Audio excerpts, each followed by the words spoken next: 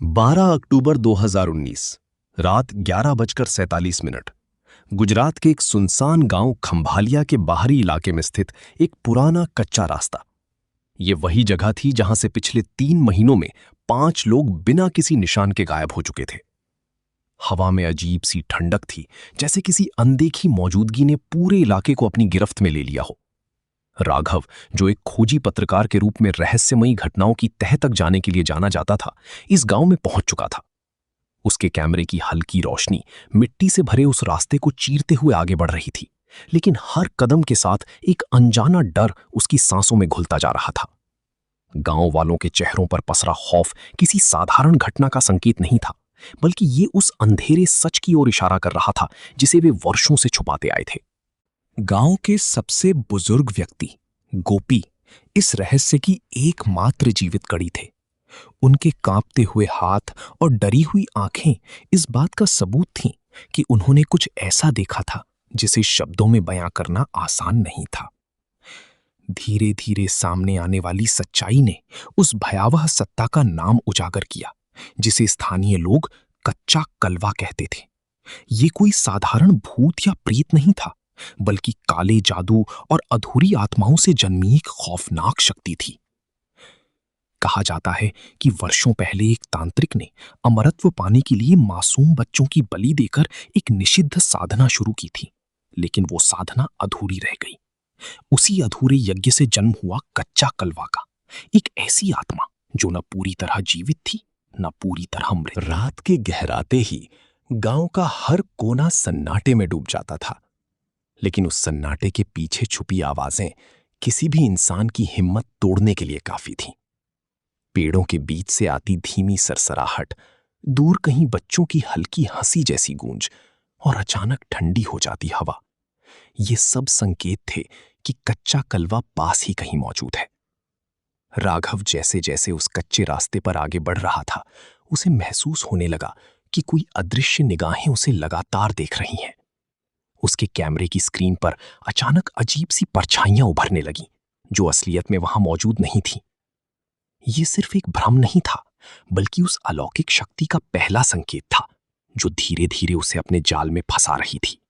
कुछ ही देर में राघव उस पुराने शमशान के पास पहुंच गया, जहां से इस भयावह कहानी की शुरुआत हुई थी। जमीन पर पड़े जले हुए लकड़ी के टुकड़े और अधजली राख इस बात की गवाही दे रहे थे कि यहां कभी कुछ भयानक हुआ था। जैसे ही उसने आगे कदम बढ़ाया, उसके पैरों के नीचे की मिट्टी अचानक नरम होने लगी, जैसे किसी ने उसे अंदर खींचने की कोशिश की हो।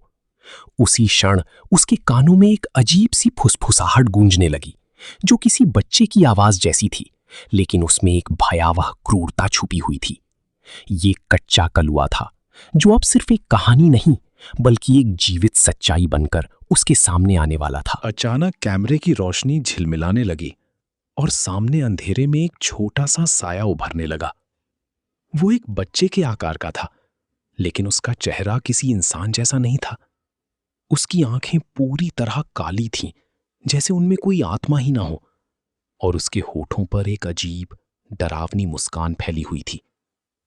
उसके शरीर पर लगी मिट्टी और खून के निशान इस बात का संकेत दे रहे थे कि वो किसी साधारण दुनिया का हिस्सा नहीं था। राघव के हाथ कांपने लगे, लेकिन उसकी नजरें उस साए से हट नहीं पा रही थीं।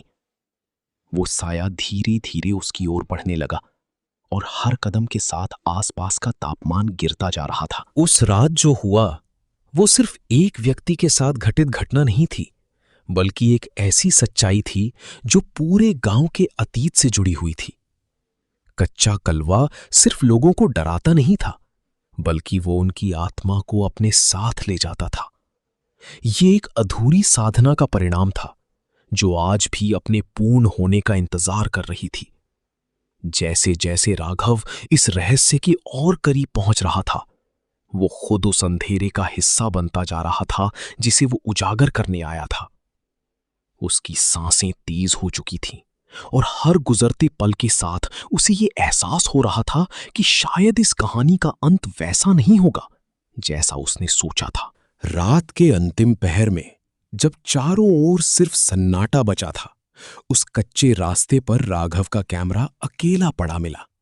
उसके अंदर रिकॉर्ड हुई आखिरी फुटेज में सिर्फ एक धुंधली सी आकृति दिखाई दे रही थी, जो धीरे धीरे कैमरे के करीब आ रही थी और फिर अचानक स्क्रीन काली हो गई।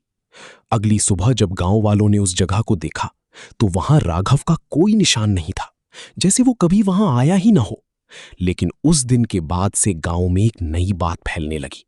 अब कच्चा कलुआ सिर्फ बच्चों के रूप में नहीं, बल्कि एक बड़े इंसान की परछाई के साथ भी दिखाई देने लगा था।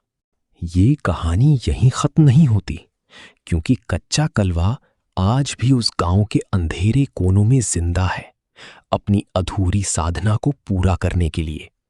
और शायद अगला शिकार कोई भी हो सकता है जो उस कच्चे रास्ते पर कदम रखने की हिम्मत करे।